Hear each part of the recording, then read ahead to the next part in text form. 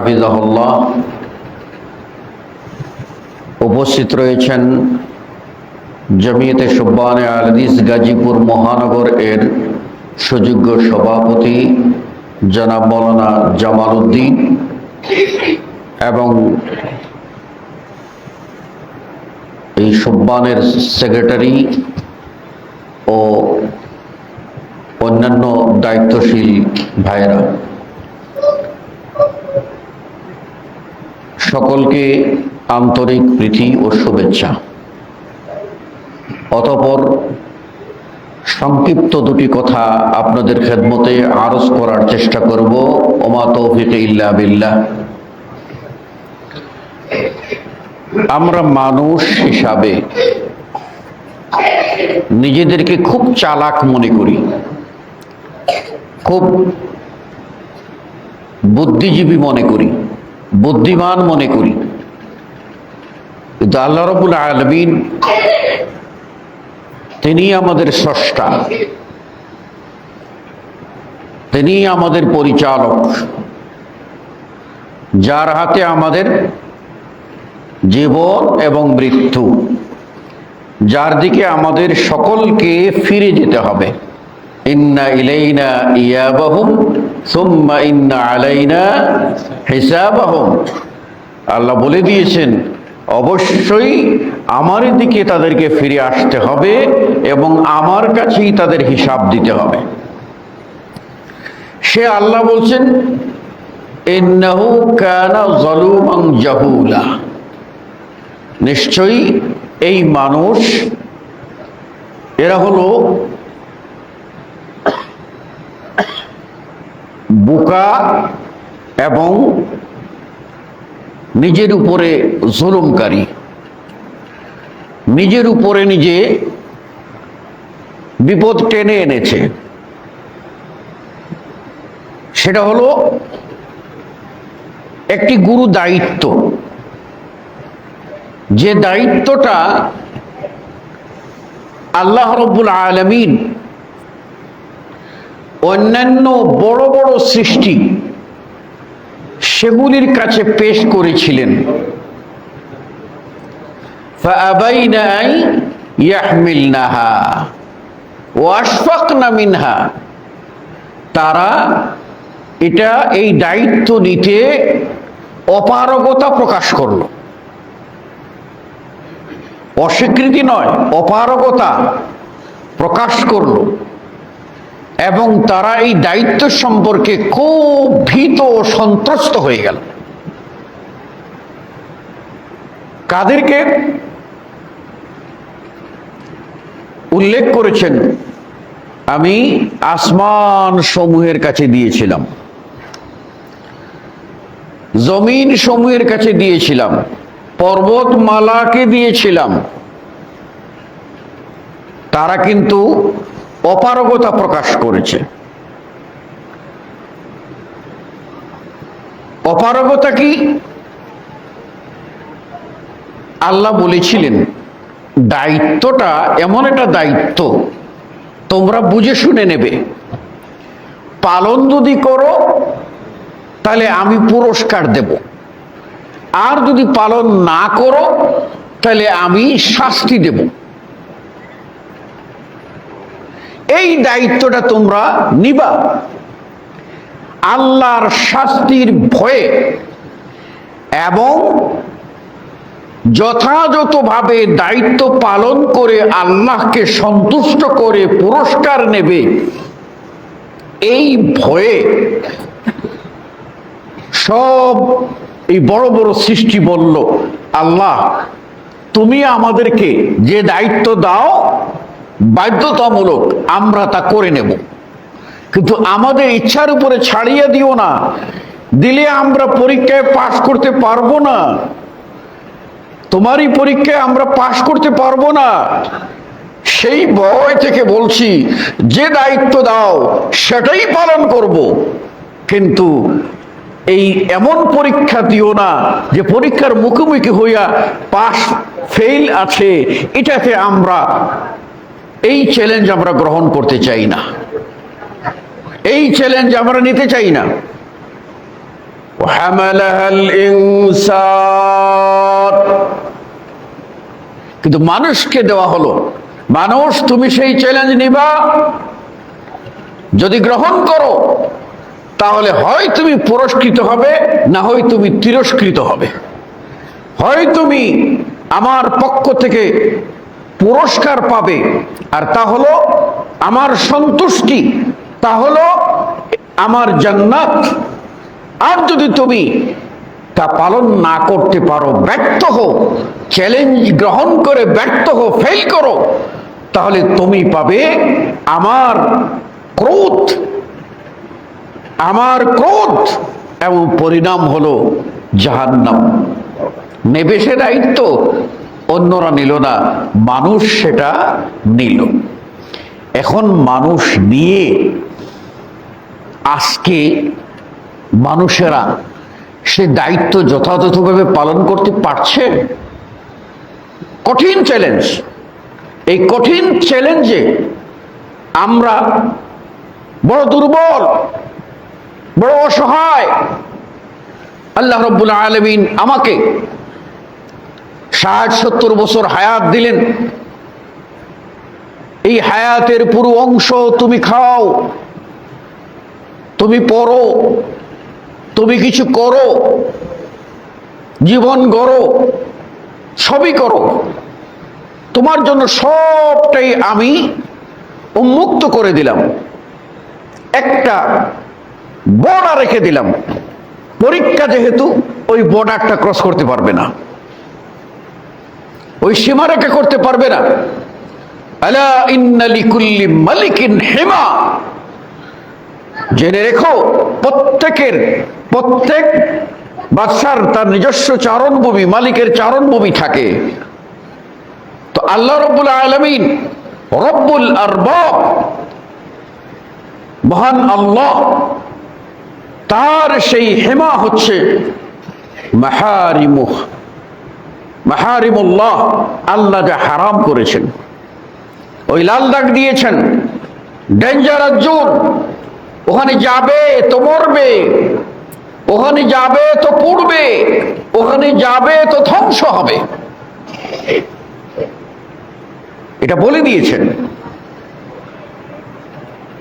কিন্তু মানুষ আত্মভোলা হয়ে দুনিয়াবি লোভ লালসায় পড়ে আল্লাহর কাছে কৃত ওয়াদা সে রক্ষা করছে না, ব্যর্থ হয়ে যাচ্ছে।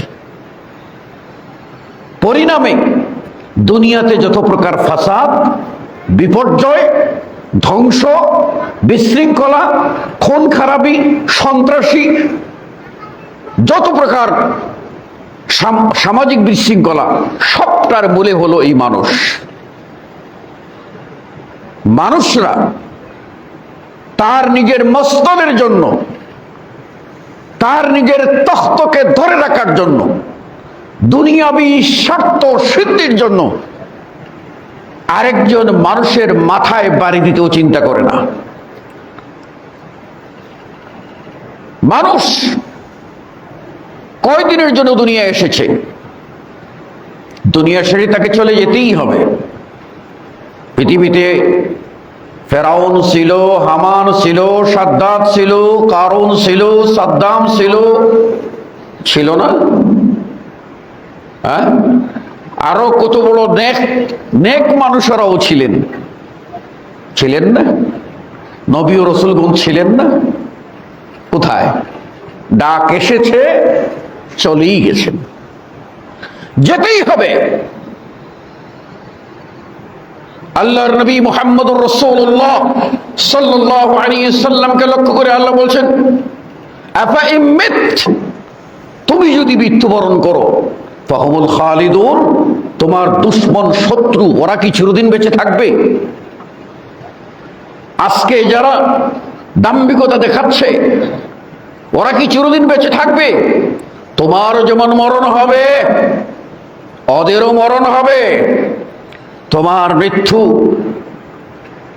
মৃত্যু আমার কাছে ফিরে আসার মৃত্যু, আর ওদের মৃত্যু হবে বিচারের মুখোমুখি হওয়ার মৃত্যু।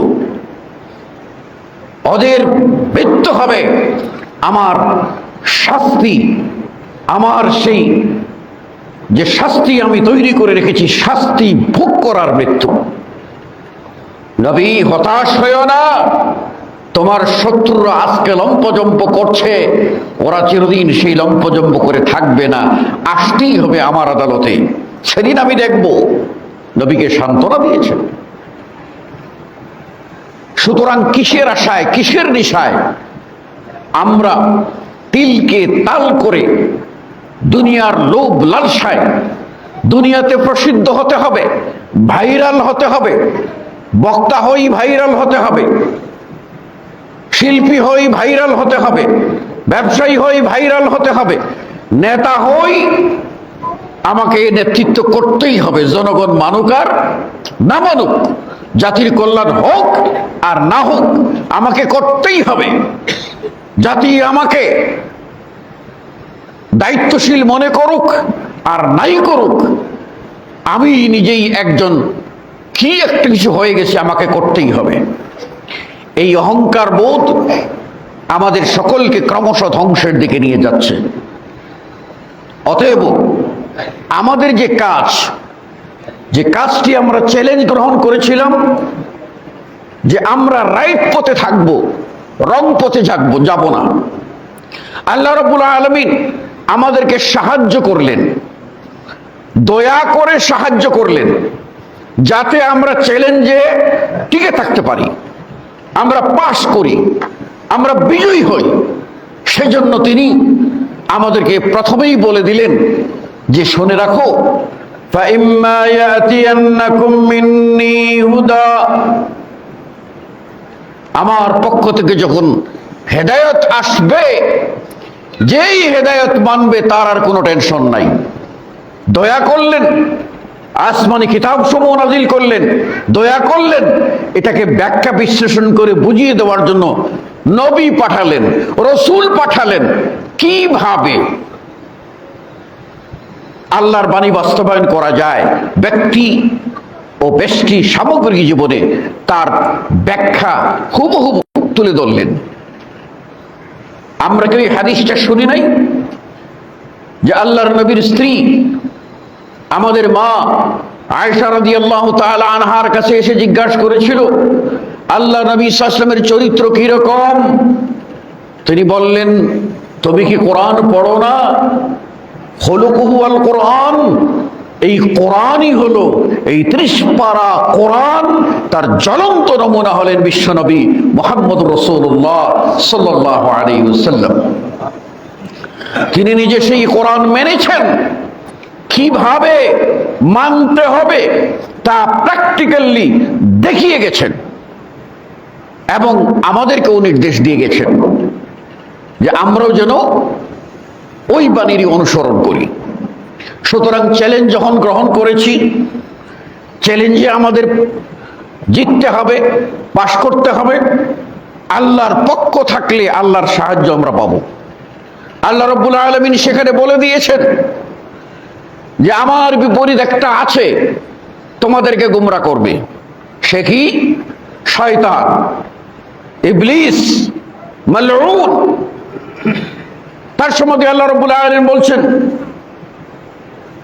ইন্না শায়তান লাকুম আদুউম মুবিন, শয়তান তোমাদের প্রকাশ্য দুশমন। অন্যত্র বলেছেন ফাত্তাখিযুহু আদুওয়া, তাকে দুশমন হিসাবে চিনে জেনে তার থেকে তোমরা অ্যালার্ট থাকো, সতর্ক থাকো। ওই দুশমনির চক্রে তোমরা হারিয়ে যাও না, ওর বিভ্রান্তিতে, ওর গোলক ধাঁধায় তোমরা, ওর ফাঁদে তোমরা পা দিও না। খবরদার, সাবধান, সে তোমাদের দুশমন। যদি হও আমার আনুগত্য করো তাহলে তোমরা আমার দলভুক্ত হবে, হিজবুল্লাহ। পক্ষান্তরে তোমরা যদি শয়তানের অনুসরণ করো তাহলে হবে হিজবুশ শয়তান, শয়তানের অনুসারী। সুতরাং এই জগতে একজন মুমিন, একজন মুসলিম, পুরুষ হোক আর নারী হোক, যুবক হোক আর বৃদ্ধ হোক, প্রত্যেকেরই আমাদের পুরো জীবনটা আল্লাহর। পুরো জীবনের মালিক কে? আল্লাহ। জীবন কার নামে উৎসর্গ করব? আল্লাহর নামে। আল্লাহর জন্য পুরো জীবন, এই পুরো জীবনে যা কিছু করব সবটাই আল্লাহর। অথচ বিচার করতে যদি করি তাহলে দেখতে পাবো যে এই জগতে বেশিরভাগ কাজ আমরা আমাদের স্বার্থের জন্য করি। আমরা খাই কেন বলুন তো? আমরা যেন বেঁচে থাকার শক্তি পাই, এনার্জি পাই, তাই তো? আমরা ঘুমাই কেন? আমরা ঘুমাই এই জন্যই যে শরীরের অর্গানগুলিকে আমরা ঠিক রাখি, হরমোনগুলি যথাযথভাবে নিঃসরিত হতে পারে এবং আমরা পুনরায় এনার্জি পেয়ে যাই। ক্লান্তি হলে ঘুম আসবে। এই ঘুম মানুষের জন্য দুনিয়াতে একটা বড় নিয়ামত, কিন্তু মনে রাখেন জান্নাতে গেলে কোনো ক্লান্তি থাকবে না, ফলে বেহেশতে কোনো প্রকার ঘুম আসবে না। এই জন্য বলা হয় ঘুমটা হচ্ছে আখুল মৌত, মৃত্যুর ভাই। এই মৃত্যু দুনিয়া থেকে, কিন্তু আখিরাতে যখন আমরা অনন্তকাল পাবো সেখানে কোনো মৌত নাই। আর মৌত নাই যেহেতু, মৌতের ভাই ঘুমও নাই, তন্দ্রাও নাই। এত সুন্দর নিয়ামত আল্লাহ রাব্বুল আলামিন আমাদের রেখেছেন। তাহলে আমরা সব যা কিছু করি, বাড়ি করলাম আমার জন্য, গাড়ি করলাম আমার জন্য, ব্যবসা করলাম আমার জন্য, বিয়ে করলাম আমার জন্য, সংসার করলাম আমার জন্য, সন্তান পারলাম আমার জন্য, সবই তো আমার জন্য না। আপনি দুটো শর্ত মানেন, আপনার জীবনের সব কাজই হয়ে যাবে ইবাদত, সব কাজই হয়ে যাবে লিল্লাহ, আল্লাহর জন্য। আপনি যা কিছু করবেন তার এক নম্বর শর্ত হলো আল্লাহকে সন্তুষ্ট করার জন্য করবেন। আল ইখলাসু লিল্লাহ, আল্লাহকে সন্তুষ্ট করার জন্য আপনি যা করবেন। আপনি ব্যবসা বাণিজ্য করুন আল্লাহকে সন্তুষ্ট করার জন্য, দিবে আল্লাহ, আল্লাহর বিধান মতো পরিচালনা করুন এবং বিধান মতো তার যাকাত দিয়ে দেন। আপনি আল্লাহর সন্তুষ্টির জন্য দান খয়রাত করুন, সবটাই ইবাদত। আল্লাহ রাসূল সাল্লাল্লাহু আলাইহি ওয়াসাল্লাম বলছেন যে শুনে রাখো, স্বামী স্ত্রী যে তারা একটা বিশেষ মুহূর্তে একত্রিত হয়, আল্লাহ নবী সাল্লাল্লাহু আলাইহি ওয়াসাল্লাম বলছেন সেটাও ইবাদত, সেটাও সাদাকা, সেটাও সাদাকা, সেটাও ইবাদত। যদি আপনি, সাহাবারা জিজ্ঞেস করলেন ইয়া রাসূলুল্লাহ ইয়াতি আহাদুনা বিশাহওয়াতি, আমাদের একজন আসবে তার জৈবিক চাহিদা মেটাবার জন্য, এটা কি করে ইবাদত হয়? আল্লাহ নবী সাল্লাল্লাহু আলাইহি ওয়াসাল্লাম বললেন, যদি ওই পানিটা, ওই নুতফাটা যদি অন্য পাত্রে ফেলে তাহলে কি তার উপরে গুনাহ বর্তায় না? অবৈধ পাত্রে ফেললে গুনাহ বর্তায় না? শাস্তি বর্তায় না? বর্তায়। যদি সেটা সে সঠিক জায়গায় ফেলে তাহলে কেন সওয়াব হবে না? সুবহানাল্লাহ। আপনি সন্তান পালন করবেন, এগুলি আল্লাহর নিয়ামত, এগুলি আপনি পালন করবেন, তাদের মুখে খাবার তুলে দেবেন, সাদাকা। আপনার স্ত্রীর মুখে খাবার তুলে দেবেন, সাদাকা। ঘরবাড়ি করবেন থাকার জন্য, যেন মানুষ সন্তানেরা থাকে এবং আল্লাহর শুকরিয়া আদায় করে, আল্লাহর গোলামি করে, সালাত আদায় করে, তাহলে এটাও সাদাকা। এজন্য রাসূল সাল্লাল্লাহু আলাইহি ওয়াসাল্লাম বলেছেন, কেউ যদি এশার সালাত জামাতের সাথে আদায় করে তারপর বাড়ি ফিরে যায়, তাহলে অর্ধেক রাত পর্যন্ত জেগে জেগে নফল পড়লে যে নেকি হয়, আল্লাহ ওই বান্দার আমলনামায় সেই নেকি দান করবে। আর যদি যে ফজরের সালাতে জামাতে শামিল হয়ে যায়, তাহলে বাকি অর্ধেক পুরা করে পুরা রাত জেগে জেগে ইবাদত করলে যা নেকি হয়, আল্লাহ রাব্বুল আলামিন বান্দার আমলনামায় সেই নেকি লাভ দিয়ে দেবেন। শুধুমাত্র নিয়ত। এই জন্য রাসূল সাল্লাল্লাহু আলাইহি ওয়াসাল্লাম বলছেন ইন্নামাল আমালু বিন্নিয়া, নিয়তের উপরে কর্মের ফলাফল। আল্লাহ রাসূল সাল্লাল্লাহু আলাইহি ওয়াসাল্লাম এটাও বলেছেন ইন্নামাল আমালু বিল খাওয়াতিম,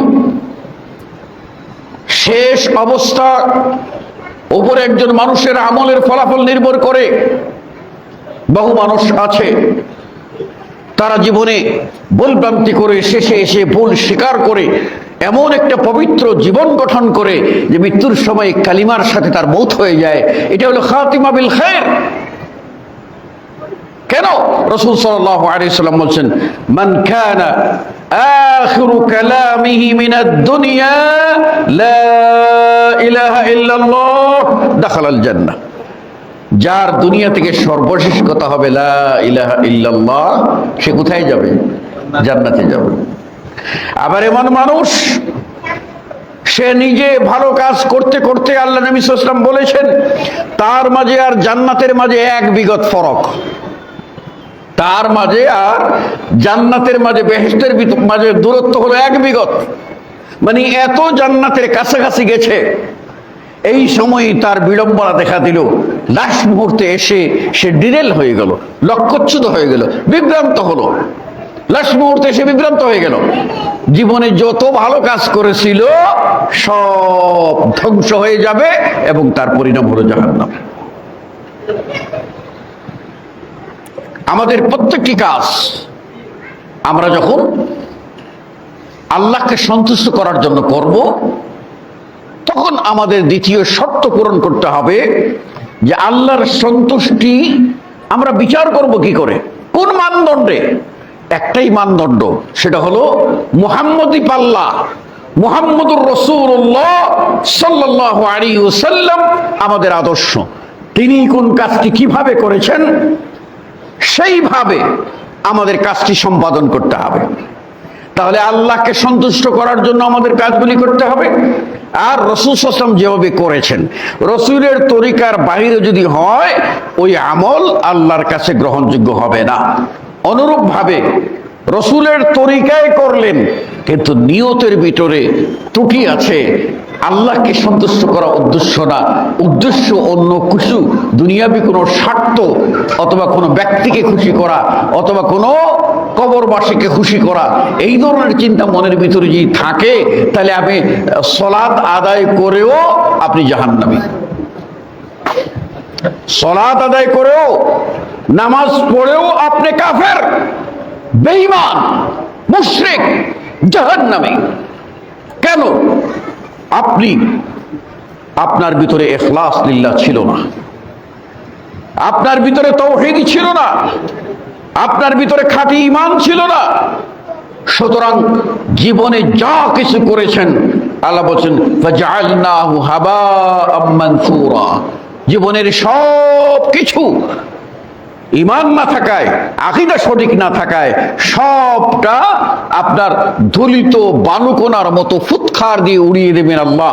আল্লাহ রাব্বুল আলামিন কোনো কিছুই গ্রহণ করবেন না।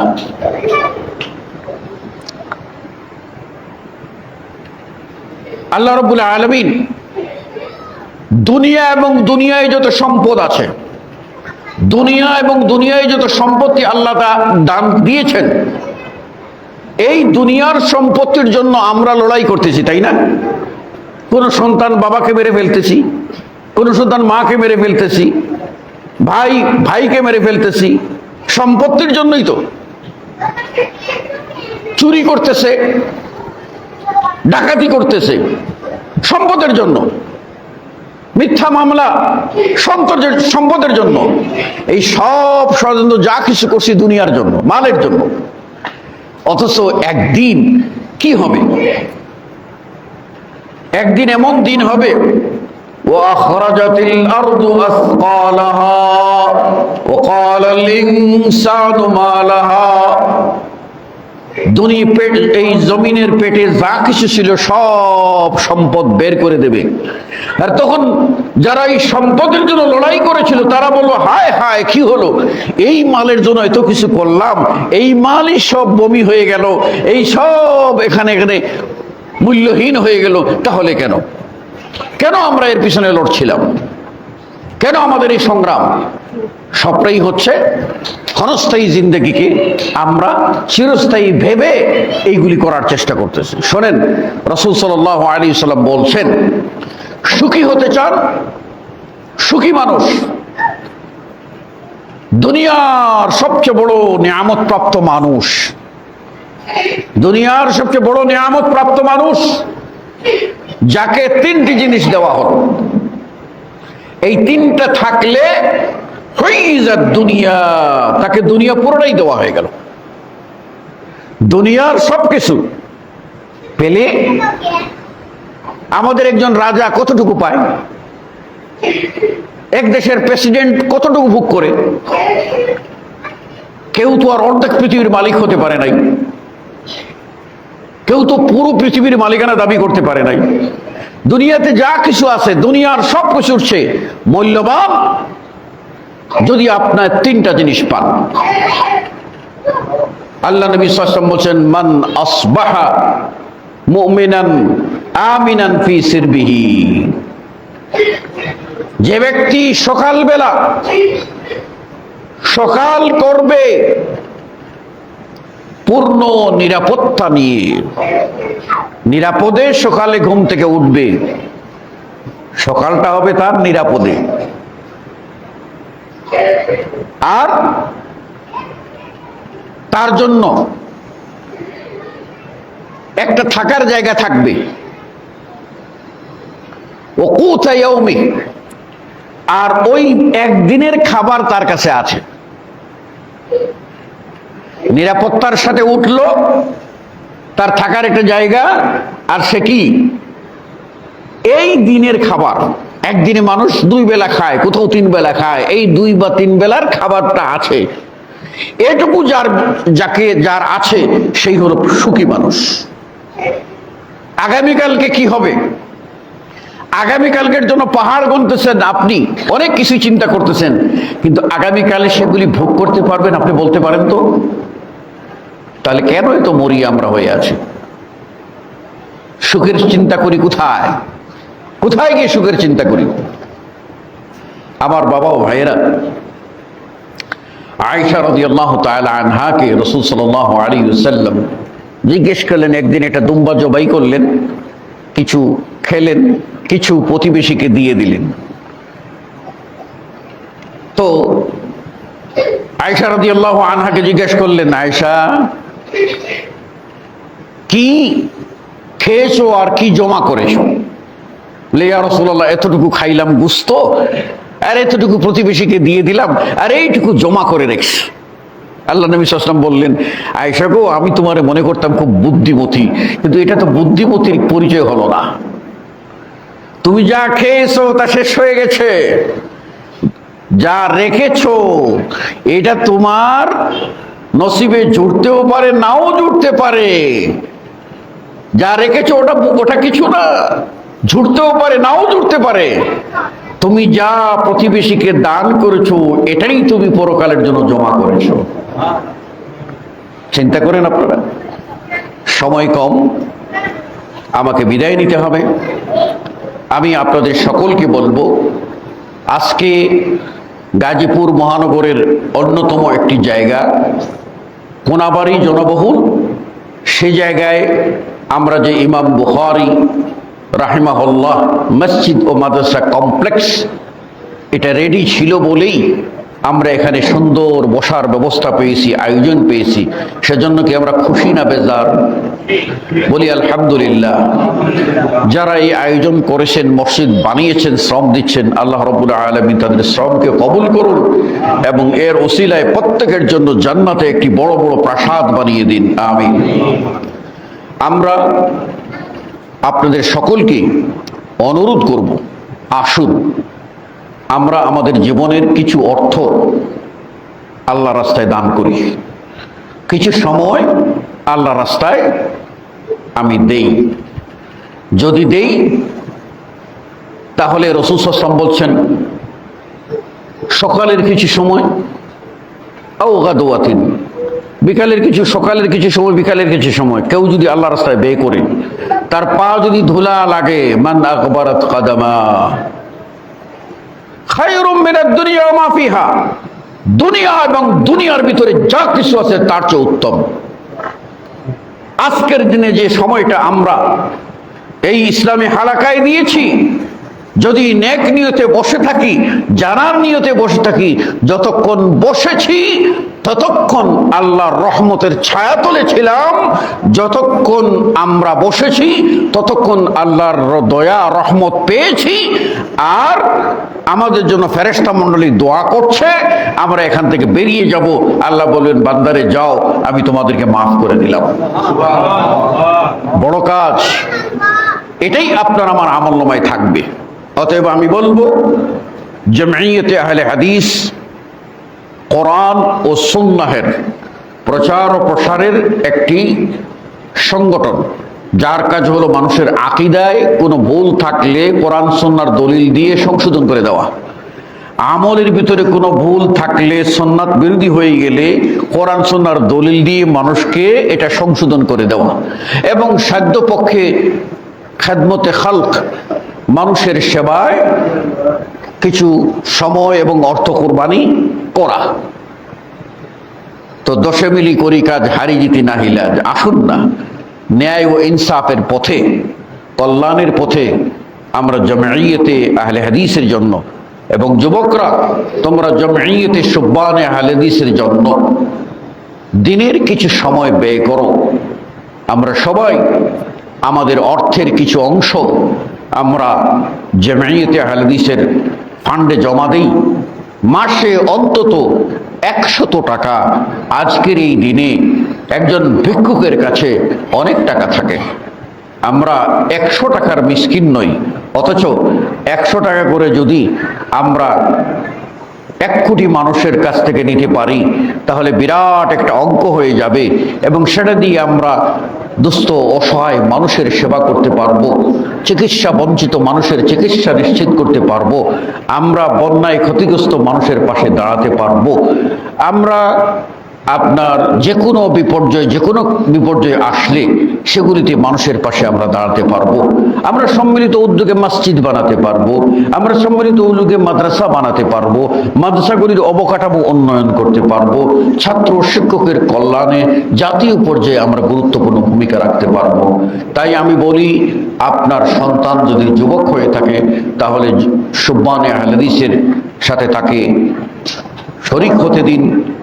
আপনি জামিয়াতে আহলে হাদিসের সাথে শরীক হয়ে নিষ্ঠার সাথে পরকাল পাওয়ার আশায় আপনি কাজ করুন। আমাদের জামিয়াতের দীর্ঘ 43 বৎসর যিনি সভাপতি ছিলেন, উপমহাদেশের খ্যাতনামা শিক্ষাবিদ, শিক্ষা প্রশাসক, যিনি রাজশাহী বিশ্ববিদ্যালয়ের দুবারের ভাইস চ্যান্সেলর ছিলেন, যিনি বাংলাদেশ বিশ্ববিদ্যালয় মঞ্জুরি কমিশনের দুইবার চেয়ারম্যান ছিলেন, যিনি এই জাতীয় বিশ্ববিদ্যালয়ের প্রতিষ্ঠাতা ভাইস চ্যান্সেলর ছিলেন, যিনি খুলনা বিশ্ববিদ্যালয় এবং শাহজালাল বিজ্ঞান ও প্রযুক্তি বিশ্ববিদ্যালয়ের এই প্রতিষ্ঠাতা, এইগুলির কমিটির যিনি চেয়ারম্যান ছিলেন, যিনি জাতীয় শিক্ষা কমিশনে গুরুত্বপূর্ণ অবদান রেখেছেন, যিনি মাদ্রাসা শিক্ষা বোর্ডের গুরুত্বপূর্ণ এগুলিতে অবদান রেখেছেন, যিনি ইসলামিক ফাউন্ডেশনের বিশ্বকোষ কমিটির অন্যতম তিনি দায়িত্বশীল ছিলেন। এত গুরুত্বপূর্ণ মহান ব্যক্তি, যার ছাত্র হাজার হাজার সারা পৃথিবীতে ছড়িয়ে থাকবে, তিনি একটা চমৎকার উক্তি করেছিলেন। তিনি বলছিলেন যে জামিয়াত আপনাকে কি দিল তা না ভেবে আপনি ভাবুন জমিয়তকে আপনি কি দিয়েছেন। তাই আসুন আমরা আমাদের সময় ও শ্রম জামিয়াতে আহলে হাদিসকে দেই, আল্লাহকে পাওয়ার জন্য, তার রাসূল সাল্লাল্লাহু আলাইহি ওয়াসাল্লামের তরিকাকে জানার জন্য। আল্লাহ রাব্বুল আলামিন আমাদের